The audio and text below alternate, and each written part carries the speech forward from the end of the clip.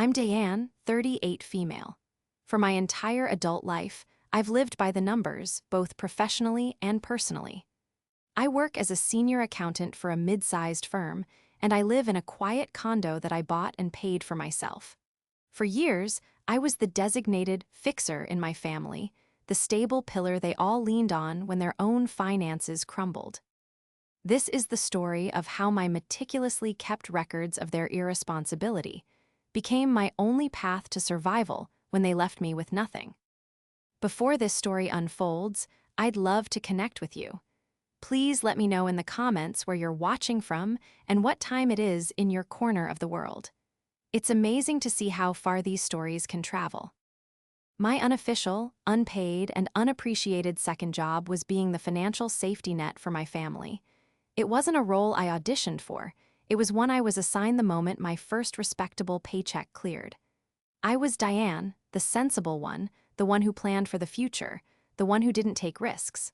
My older brother, Mark, was the opposite.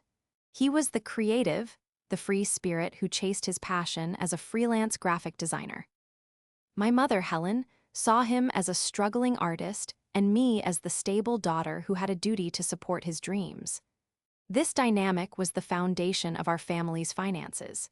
It meant my savings account was treated less like a personal asset and more like a family emergency fund. And for my brother and mother, an emergency was a very flexible term. The calls always started the same way, with a casual, friendly tone that was meant to soften the inevitable request. "Hey, Di," Mark would say, his voice full of forced cheerfulness. So, funny story. The funny story usually involved a client paying late, a software subscription he absolutely needed for a big project that was just around the corner, or a sudden, unexpected car repair. The amount started small in our early 20s, $50 for gas, $100 for groceries. But as we got older, the numbers grew. $1,000 to cover his rent because a big check was in the mail. $2,000 for a new, top-of-the-line computer that would supposedly revolutionize his workflow and land him a six-figure contract. Each time, I'd sigh, lecture him briefly about budgeting, and then transfer the money. I loved my brother, and I wanted him to succeed. I told myself I was investing in his future. My mother was the facilitator. She would call me not to ask for money for herself, but on Mark's behalf, cloaking the request in a thick layer of guilt.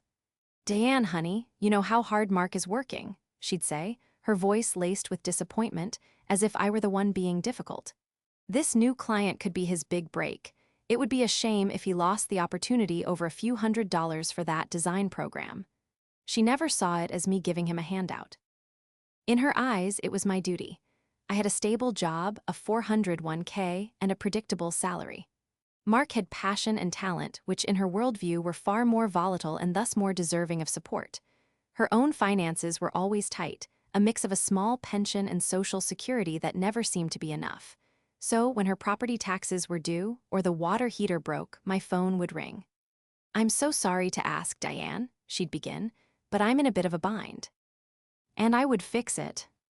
I never thought of them as loans, not really, not in the legal sense. They were family support, that's what I told myself. But as an accountant, I couldn't help but track the outflow. It started as a simple spreadsheet, a way for me to keep my own budget in order. Date, recipient, amount, reason. Mark rent, mom car insurance, Mark new laptop. Over the years, that spreadsheet became a detailed ledger. I moved the data into a series of small, unassuming notebooks that I kept in a shoebox in the back of my closet. It wasn't for them. It was for me. It was a way to quantify the constant drain, to make the abstract feeling of being used feel concrete. Looking at the numbers was strangely calming. It proved I wasn't imagining it.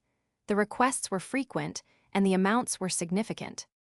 My best friend, Jessica, was the only person who knew the full extent of it.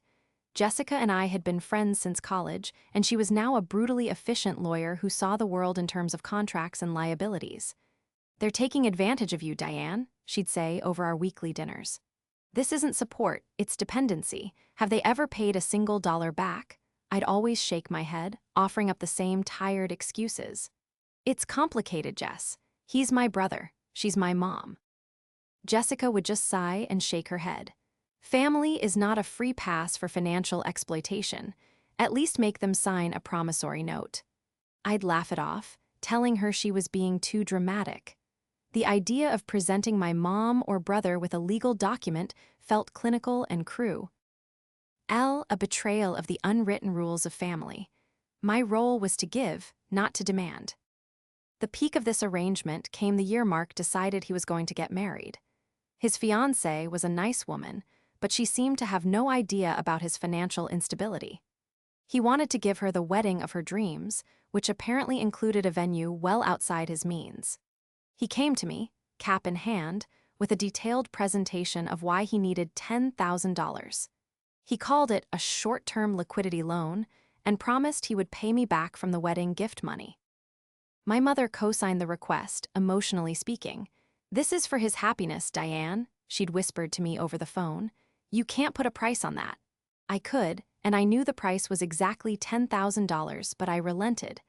I drained a significant portion of my savings, the money I had earmarked for a down payment on a larger home, and transferred it to his account. The wedding was beautiful. The thank you card I received was lovely, but a check was not enclosed. When I gently brought it up a few months later, Mark laughed. "Oh, that? Come on, Di. The gift money had to cover the honeymoon. You know how it is." I didn't, but I dropped it. That entry in my notebook was underlined twice. This was my life.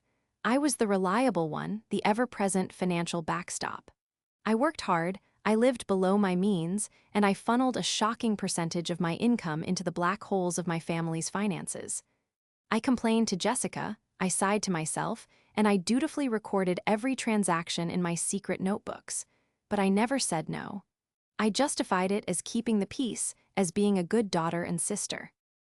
I had no idea that the foundation I was so diligently funding was about to be ripped out from under me, and the people I had spent my life supporting would be the first to let me fall. I was the safety net, and I was about to learn what happens when the net itself breaks.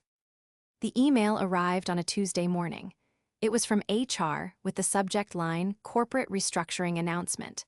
My heart sank before I even opened it. The memo was cold and clinical, full of corporate jargon like synergy, optimization, and streamlining. It all boiled down to one simple, brutal fact: my entire department was being eliminated. My position, the one I had held for 12 years, was redundant. I was given 2 weeks severance for every year of service, a letter of recommendation, and an escort to my desk to pack my personal belongings. In the span of 15 minutes, my life's carefully constructed stability was gone. The predictable salary, the 401k, the sense of purpose, it all evaporated under the fluorescent lights of an office that was no longer mine. I walked out of the building in a daze, clutching a cardboard box filled with a stapler, a few framed photos, and a potted plant. The first person I called was Jessica.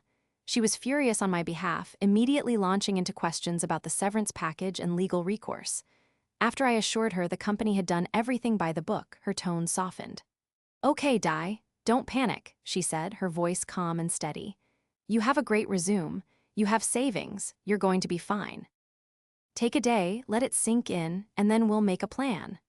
Her pragmatism was comforting, but my savings were not what she thought they were. A huge chunk had gone to Mark's wedding, and countless other withdrawals had bled them dry over the years. I had enough to cover maybe 3 or 4 months of expenses if I was careful. Panic, cold and sharp, began to prickle at the edges of my composure. My second call was to my mother. I expected shock, sympathy, maybe an offer to help, even if it was just emotional support. What I got was a brief, distracted acknowledgement. "Oh, that's a shame, honey," she said, but I could hear the television blaring in the background. "Well, I'm sure you'll find something else soon. You always land on your feet." Before I could even respond, she changed the subject. "Listen, while I have you, Mark was saying his landlord is thinking of raising the rent. He's so worried. With his freelance work being so unpredictable, I felt a surge of disbelief, so strong it was dizzying. I had just lost my job, my entire career, and her immediate concern was my brother's hypothetical rent increase. "Mom," I interrupted, my voice tight. "Did you hear me? I was laid off. I don't have an income anymore." There was a pause. "Yes, dear, I heard you. It's terrible, but you're resourceful. Mark is the sensitive one. Worry affects his creativity. She promised to call me back later and hung up, leaving me standing on the sidewalk, speechless. My call to Mark went even worse. When I told him the news, his first response was a low whistle. Wow, that's rough, Di, really rough. For a fleeting moment, I felt a spark of connection, of sibling solidarity. It was extinguished almost immediately. S. Oh, does this mean you're going to need that wedding money back anytime soon? He asked, a nervous laugh in his voice. It wasn't a question of concern for me, but for himself. He wasn't asking if I was okay, he was asking if his free ride was over. I don't know, Mark, I said, my voice flat. I have to figure out how I'm going to pay my own mortgage first. The line went quiet for a moment. Right. Well, look, don't worry, he said, his tone shifting to one of magnanimous, empty reassurance. Something will turn up. You're a numbers whiz. Anyway, got a client call. Let's talk soon. He hung up before I could say another word. In the days that followed, the silence from my family was absolute. My mother didn't call back. Mark didn't text to check in. It was as if my financial crisis was an inconvenience to them, a problem they had collectively decided to ignore. My role in the family had been clear. I was the provider, the fixer. When the provider could no longer provide, I had apparently ceased to exist. The shock curdled into a slow-burning anger. For years, I had answered their panicked calls at all hours. I had moved my own financial goals to the back burner to accommodate their endless emergencies. I had listened to their anxieties, soothed their fears, and most importantly, I had paid. Now, in my first real moment of need, I was met with nothing but apathy. The safety net had been a one-way street. I was there to catch them, but no one was there to catch me. A month went by. My severance package landed in my bank account, a lump sum that felt both massive and terrifyingly finite. I spent my days polishing my resume, applying for jobs, and watching the number in my checking account slowly tick downward. The job market was tougher than I'd expected. Positions I was perfect for were getting hundreds of applicants. The rejections started to pile up, polite emails that all said the same thing. While your qualifications are impressive, we've decided to move forward with other candidates. The panic I'd been holding at bay began to creep in, turning into a constant, low-grade hum of anxiety. My emergency fund, the one I had so diligently tried to maintain, was dwindling at an alarming rate. It was a fraction of what it should have been, a testament to years of familial withdrawals. One evening, after another day of fruitless job searching, I was paying bills online when I saw my mortgage payment go through. The new balance in my account was a stark, brutal number. For the first time in my adult life, I felt a genuine fear of not being able to make it. I thought about all the money I had given away, the tens of thousands of dollars that I had brushed off as helping family. That $10,000 for Mark's wedding alone would have covered my mortgage for nearly 6 months. The $2,000 for his laptop, the $1,000 for his rent, my mother's $500 for property taxes. It all started swirling in my head, a phantom column of figures that represented my missing security. I felt a wave of helpless frustration wash over me. What could I do? It was all in the past. There were no contracts, no agreements, just a long, one-sided history of my generosity. Or, as I was starting to realize, my foolishness. The silence from my family wasn't just an oversight, it was a confirmation. My value to them was purely transactional, and the transaction was over. The second month of unemployment was worse than the first. The initial shock had worn off, replaced by the grinding reality of my situation. My days fell into a bleak routine. Wake up, scan job boards, send out resumes, get no replies, and watch my bank account shrink. The hum of anxiety had grown into a roar. I started cutting back on everything: groceries, electricity, my daily coffee. The condo that had once been my pride and joy, a symbol of my independence, now felt like a gilded cage, its mortgage and utility bills a ticking clock counting down to my financial ruin. The silence from my family continued unbroken. I hadn't heard from my mother or Mark in weeks, not since those first dismissive phone calls. It was clear they had no intention of offering help, either financially or emotionally. I was on my own. One rainy Saturday afternoon, I decided to tackle the one task I had been dreading: a deep clean of my closets, a desperate attempt to find things to sell online. I pulled out old clothes, forgotten electronics, and dusty stacks of books. In the back of my bedroom closet, behind a row of winter boots, was a small, unassuming shoebox. I almost ignored it, thinking it was just old tax documents, but something made me pull it out. I blew a layer of dust off the lid and opened it. Inside, nestled in tissue paper, were 5 spiral-bound notebooks. They were plain, with simple cardboard covers, the kind you buy in a 3-pack at the drugstore. I knew instantly what they were. My ledgers, the meticulous records of every dollar I had ever given my family. Why? I hadn't looked at them in years. I'd started the first one over a decade ago, and once it was full, I'd simply bought another. It was a habit, a private ritual that helped me process the frustration of each request. Seeing them now felt different. They weren't just a record of my generosity anymore, they were a record of my folly. I sat down on the floor, the box in my lap, and picked up the first notebook. The cover was labeled simply, Vol. 1. I opened it to the first page. The entry was dated 15 years ago, written in the neat, precise handwriting of my younger self. May 12th, Mark, $200, car tows repair. I remembered that day. He'd called me in a panic from the side of the highway. I had just started my first real job and had to dip into my rent money to help him. I turned the page and then another. Each entry was a small, painful memory. September 3rd, Mom, $350, dental emergency. January 20th, Mark, $1,000, security deposit for new apt. The pages were filled with a steady stream of his rent payments, his utility bills, his can't-miss investment opportunities. My mother's requests were less frequent but often larger: property taxes, a new furnace, a plane ticket to visit her sister. It was all there, a detailed financial history of their dependence and my enablement.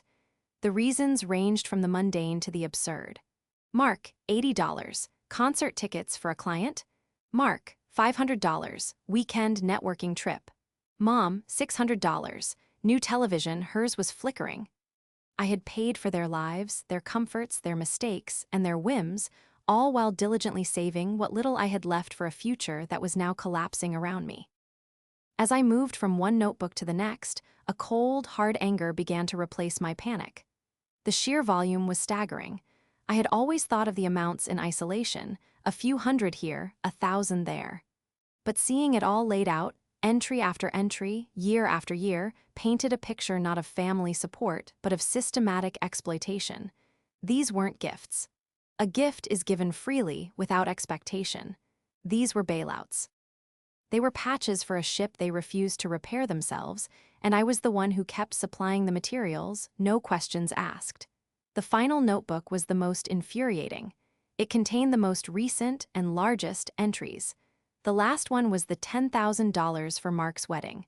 Underneath the entry, I had written a small note, "Promise to repay from gift money."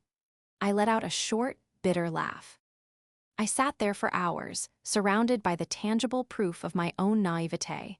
The rain beat against my window, mirroring the storm brewing inside me. My family's silence wasn't just them ignoring my current crisis. It was a complete denial of this history. In their minds, this money had never really existed. It was just something Diane did. It was my function. Now that my function was suspended, so was my relevance. The panic hadn't vanished, but it was now fused with a new, unfamiliar feeling: determination. These notebooks weren't a monument to my foolishness. They were evidence. They were a meticulously kept, date-stamped, and detailed account of debts. I, an accountant, had been keeping a second set of books on my own family for 15 years without even realizing their true purpose. I stood up, my legs stiff from sitting on the floor for so long. I gathered the notebooks and placed them on my desk, right next to the growing pile of unpaid bills. For the first time in 2 months, I felt a flicker of something other than despair. I had a plan, or at least the beginning of one. The numbers in these notebooks were not just memories of past frustrations, they were assets. They were unpaid invoices. My professional life had been about making sure accounts were balanced and debts were paid. I had spent my career holding companies accountable for their financial obligations. Why had I never applied that same principle to my own life? The answer was simple: because it was family. But what were they doing for me now that proved they deserved that consideration? Absolutely nothing. The rules had changed. They just didn't know it yet. The shoebox I had pulled from the back of my closet contained more than just old notebooks. It contained my leverage. It contained my way out.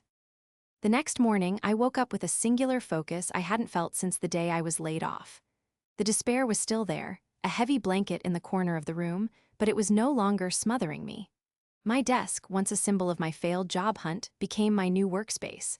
I laid out the 5 notebooks in chronological order, uncapped a pen, and opened a fresh spreadsheet on my laptop. It was time for a full audit. An audit of 15 years of one-sided favors. I decided to treat it exactly like a professional accounting project. I created columns: date, recipient, stated reason, amount, and a new, crucial column labeled category. I categorized each entry: base C needs, rent, utilities, groceries, medical, dental, transportation, discretionary vacations, gadgets, entertainment, and Mark S. business investments. I worked methodically, starting with Volume 1, Page 1. Each line item I transferred from the handwritten page to the digital spreadsheet felt like reclaiming a piece of my own history. It was no longer a vague, painful memory. It was a data point. $200. Mark, car repair. Transportation. $350. Mom, dental emergency. Medical. The numbers accumulated with horrifying speed. As I poured through the years, patterns emerged that I had never fully appreciated before. Mark's requests for rent money spiked predictably at the end of every month, but his business expenses were erratic, often coinciding with the release of new technology or a trip he wanted to take. I cross-referenced some of the dates with my old social media posts. The $500 he'd needed for a networking trip was the same weekend he'd posted photos from a music festival. The new client that required an expensive software upgrade never seemed to materialize into any actual income, but the software was always purchased. It was a long, sustained con, and I had been the willing, gullible Mark. My mother's expenses were more subtle, but no less draining. They were always framed as dire necessities, but the audit revealed a different story. The broken furnace that cost me $1,500 had been replaced with a top-of-the-line model when a standard one would have sufficed. The property tax bill I paid one year was followed by her taking a cruise a few months later, something she'd claimed a friend had paid for. I realized she wasn't just enabling Mark, she was a participant in the grift. They were a team. She played the part of the concerned mother, leveraging my guilt and sense of duty, while Mark played the struggling artist. Together, they had systematically drained my finances. The process was emotionally grueling. Every line was a fresh betrayal. I remembered the sacrifices I'd made to cover these costs. The vacation I'd skipped to pay for my mother's new roof. The investments in my own retirement fund I'd postponed to fund another of Mark's failed ventures. I had been living a financially constrained life not because my salary was insufficient, but because I was effectively supporting 3 people on one income. The anger burned, but it was a clean, productive fire. It fueled my concentration. I cross-checked, I double-checked, and I built my case, line by excruciating line. After 3 solid days of work, I reached the final entry, the $10,000 for Mark's wedding. When I typed that last number into the spreadsheet, I leaned back in my chair and stared at the screen. I scrolled to the bottom of the amount column and clicked the sum function. The total appeared at the bottom of the page, a single number that seemed to glow with a malevolent energy.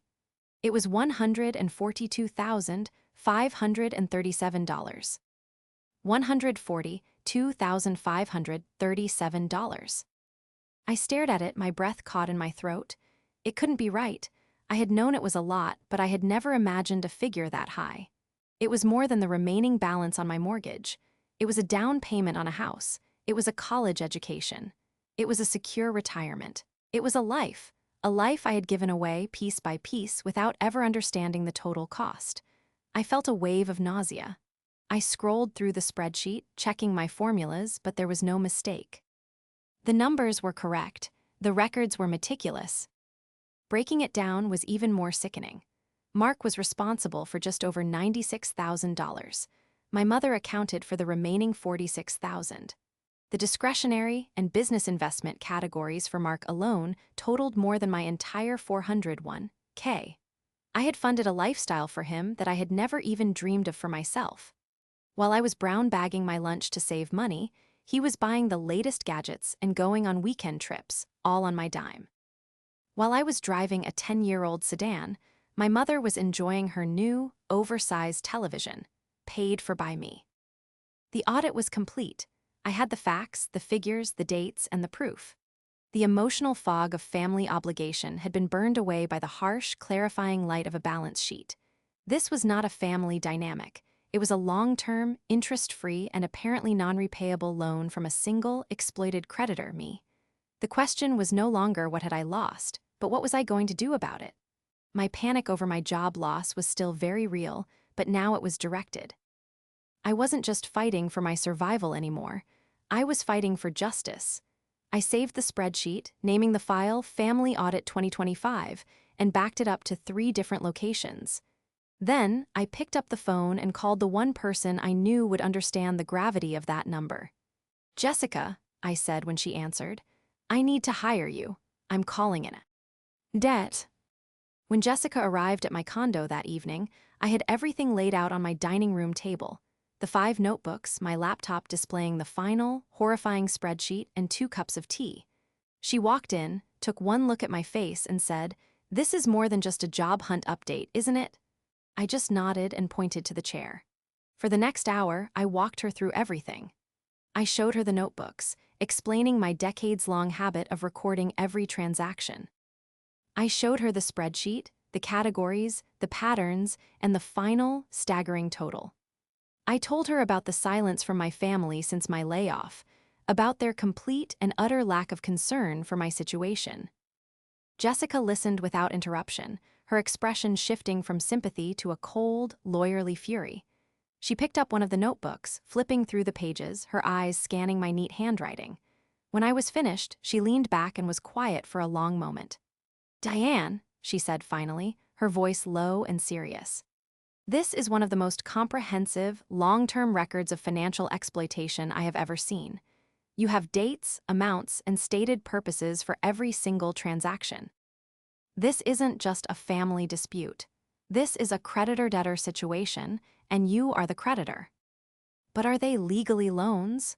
I asked, the doubt I'd lived with for years still echoing in my mind. "I never made them sign anything. There was no interest rate, no repayment schedule. It was just understood." "Understood can be a gray area," Jessica explained, her mind already shifting into legal strategy. "But the sheer volume and consistency of these payments, especially the larger sums for specific assets like cars and down payments, argue against them being simple gifts. Mark's text where he mentioned paying you back for the wedding, that's gold. It establishes his own acknowledgement of it being a loan, not a gift. We can argue that a verbal contract existed, demonstrated by years of behavior." She tapped a finger on the spreadsheet. "We won't get all of it back in court, especially the smaller amounts. A judge might see the $50 for gas as a gift, but the big-ticket items, the thousands for rent, the down payments, the $10,000 for the wedding, we have a very strong case for those." The validation in her voice was like a dam breaking. For years, I had allowed them to make me feel like I was being difficult or unreasonable if I even hinted at repayment. Jessica confirmed what the audit had shown me. I was not the difficult one. I was the victim. "So what's the first step?" I asked, feeling a surge of resolve. "The first step is a formal demand letter," she said, her tone all business. "We don't go straight to court. That's expensive and messy. We start by showing them we are serious. I will draft 2 separate letters, one for Mark and one for your mother. They will be professional, legally sound, and unequivocal. They will state the total amount calculated as owed, reference the existence of detailed records, and demand a response within 30 days to arrange a payment plan. It will be printed on my firm's letterhead and sent via certified mail. No more phone calls, no more texts, official communication only." The thought of sending a legal letter to my own mother and brother was terrifying, But the alternative, losing my home while they continued their lives, funded by me, was worse. "Okay," I said, my voice steadier than I expected. "Let's do it." Over the next week, Jessica and I worked together to prepare the letters. We decided to focus on the most clear-cut, substantial transactions from the last 7 years to avoid any statute of limitations issues and to strengthen our case. We weren't suing for the full $142,537, but for a still massive portion of it, $65,000 from Mark and $30,000 from Helen. The letters were masterpieces of legal precision. They didn't accuse or get emotional. They simply stated the facts. They listed a summary of the largest debts, including dates and purposes, and noted that a full, itemized ledger was available upon request.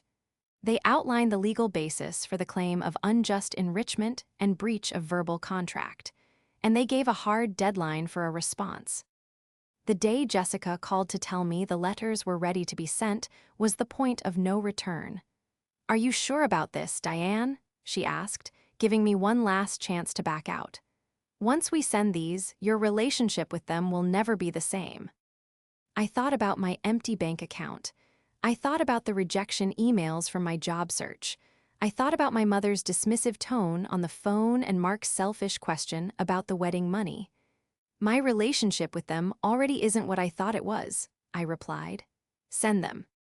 I knew from the online tracking when the letters were delivered. 2 signatures, one at my mother's house, one at Mark's apartment. I waited. For the first 2 days, there was silence. I imagined the shock, the disbelief, and then the inevitable anger. I pictured them calling each other, their voices a mix of outrage and panic. The quiet was nerve-wracking. I half expected a furious phone call, a barrage of angry texts, or a dramatic appearance at my front door. But there was nothing. The silence broke on the 3rd day. It wasn't a call to me, but an email from an address I didn't recognize. The sender was an attorney. It was a short, terse message sent on behalf of his clients, Helen and Mark. It stated that my baseless and frankly delusional claims were being reviewed and that I should cease any and all direct contact with his clients. Any further communication should be directed through him. They had lawyered up. A part of me felt a pang of hurt. They hadn't even bothered to speak to me themselves. They had immediately hidden behind a lawyer, but Jessica saw it differently when I forwarded her the email. "This is good news," she said, surprisingly upbeat. "Good news?" I asked, confused. "They're calling me delusional and have hired a lawyer." "Exactly," she replied. "They're taking it seriously. They're scared. If they thought your claim was truly baseless, they would have laughed it off and thrown the letter in the trash. Hiring a lawyer is an admission that they know you have something on them. They know about the notebooks. Now the game begins." The fear I felt was real, but beneath it, there was a strange sense of empowerment. The days of me being the family's silent, compliant bank were officially over. The demand had been made. The battle lines were drawn. The 30-day response window specified in our demand letter was a period of intense psychological warfare. Their lawyer's initial strategy was clearly one of intimidation. We received a formal response that was dripping with condescension. It referred to my claim as an outrageous and malicious attempt to extort money from loving family members during a time of personal difficulty.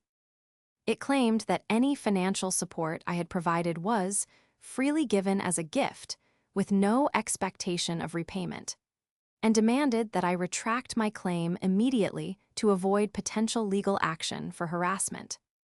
"It's a bluff," Jessica said calmly after reading the letter twice. "Standard operating procedure. They're trying to scare you into backing down. They're making it personal to get an emotional reaction.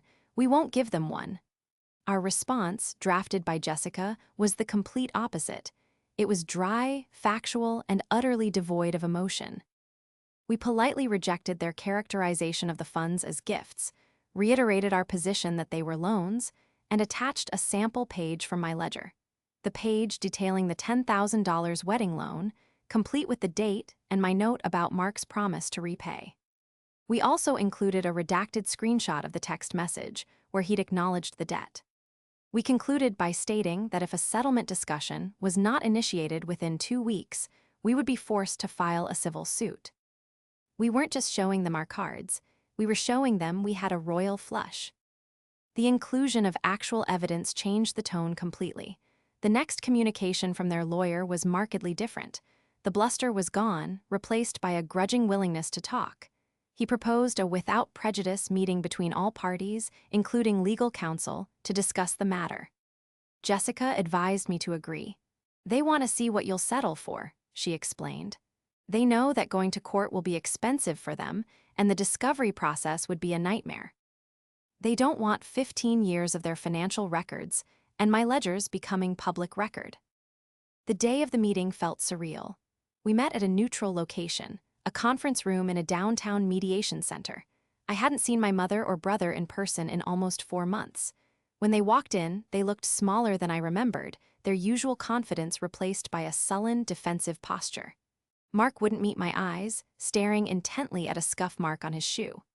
My mother, Helen, gave me a look of pure, unadulterated betrayal, as if I were the one who had wronged her. It was a look designed to inflict maximum guilt, a weapon she had wielded against me my entire life. For the first time, it had no effect. I just looked back at her, my expression neutral, and gave a slight nod. Jessica took the lead, starting the meeting with a calm, dispassionate summary of our position. She had brought binders with her, 1 for our side and 2 more that she slid across the polished table to my mother and brother's lawyer. Each binder contained a full, printed copy of the spreadsheet, every date, every dollar, every reason. "As you can see," Jessica said, her voice echoing slightly in the quiet room, "the documentation is comprehensive. My client, Ms. Diane, kept meticulous records, as is her professional habit." I watched as Mark and my mother were forced to flip through the pages. I saw Mark's face pale as he saw the list of his business investments and discretionary spending. I saw my mother's hand tremble slightly as she scanned the columns detailing the money for her taxes, her car, her appliances. It was one thing to ignore a number in a letter. It was another to see 15 years of your own irresponsibility laid out in a 30-page, itemized document. Their lawyer cleared his throat, clearly taken aback by the sheer volume of evidence. He began to speak, attempting to argue that these were gifts, but his heart wasn't in it. Jessica calmly dismantled his every point, referencing specific dates and entries from the ledgers. Finally, my mother couldn't stay silent any longer. "I can't believe you would do this, Diane," she said, her voice shaking with manufactured rage. "After all we've done for you, we are your family." I looked directly at her. "What have you done for me, Mom?" I asked, my voice even. "When I lost my job, where were you? You were more concerned with Mark's hypothetical rent increase. You didn't call. You didn't check in. You abandoned me. My entire adult life, I have been your financial solution. Now I'm in trouble, and the only thing I'm asking for is my own money back." Mark finally spoke up, his voice a pathetic whine. "You make it sound like we were stealing from you. You always said yes. You never said it was a loan." "Did you ever intend to pay any of it back, Mark?" I countered, turning to him. "Especially the $10,000 you promised to repay after your wedding? Was that a lie then, or is it a lie now?" He flinched and looked away, unable to answer. He knew I had him, and he knew I had the proof. The negotiation, if you could call it that, lasted for 2 hours. Their lawyer knew they had a losing hand. His only real leverage was the threat of dragging it out in a costly court battle, but Jessica was prepared for that. She proposed a final, non-negotiable settlement. They would pay back the reduced amounts we had demanded, $65,000 from Mark and $30,000 from Helen, over a period of 5 years. The payments would be made via a legally binding agreement, and any missed payment would result in the full, original debt becoming due immediately, with interest. To secure the debt, a lien would be placed on my mother's house, the very house I had paid to maintain for years.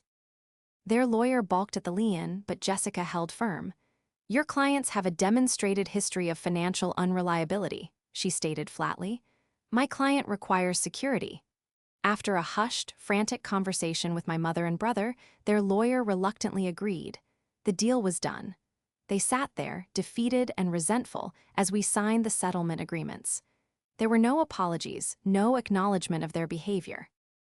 Just the scratch of pens on paper, sealing the end of our family as I had known it. As I walked out of that room, I didn't feel triumph or joy. I just felt a profound, quiet sense of relief. The books were finally being balanced. The first payment arrived exactly 30 days after the settlement was signed, as stipulated in the agreement. It was an automated bank transfer, a cold, impersonal deposit into my account. There was no note, no message, just a number. And so it went every month like clockwork. 2 separate transfers, one from Mark, one from Helen, appeared in my account. It was my money, finally coming home in small, consistent increments. That steady inflow of cash was a lifeline. It wasn't a fortune, but combined with my remaining severance and the part-time bookkeeping work I'd managed to find, it was enough. It was enough to keep paying my mortgage, to keep the lights on, and to stop the relentless panic that had haunted me for months. My relationship with my family was, for all intents and purposes, over. I didn't hear from them, and I made no effort to contact them. The monthly bank transfers were the only communication we had. Aunt Carol had called me after the settlement, having heard a wildly distorted version of the story from my mother. I told her the truth, calmly and without embellishment. She was quiet for a long time on the other end of the line, and then she just said, "It's about time, Diane. I'm proud of you." Her validation meant more to me than any apology from them ever could have. The most significant change, however, was not financial, but personal. The weight of being the family fixer was a burden I hadn't realized I was carrying until it was gone. There were no more late-night calls for money, no more manufactured emergencies designed to bleed my bank account dry. My phone was quiet. My finances were my own. For the first time in my adult life, I could plan for my future without having to factor in the potential for someone else's crisis. The freedom was exhilarating.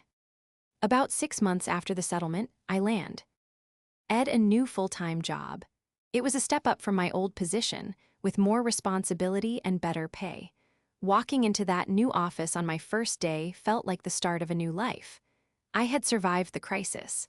I had fought for myself and won. I was no longer just the sensible, reliable Diane who existed to solve everyone else's problems.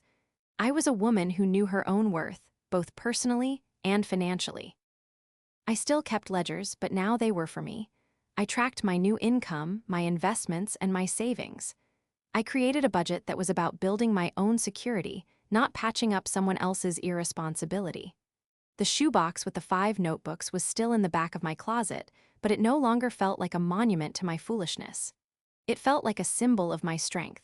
It was the story of how I had found the evidence, the courage, and the means to save myself. One day, about a year after the settlement, I got a call from a number I didn't recognize. It was Mark's wife. She sounded hesitant and apologetic. She told me that Mark was finally taking his finances seriously, that the settlement had been a brutal but necessary wake-up call.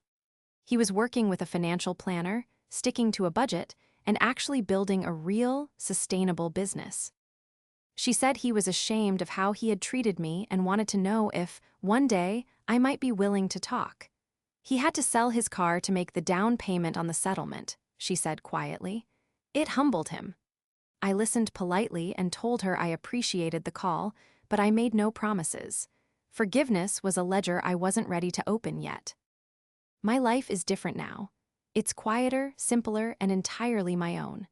The monthly payments still arrive, a constant reminder of the past, but also a guarantee of my future. I have learned the hardest lesson of my life.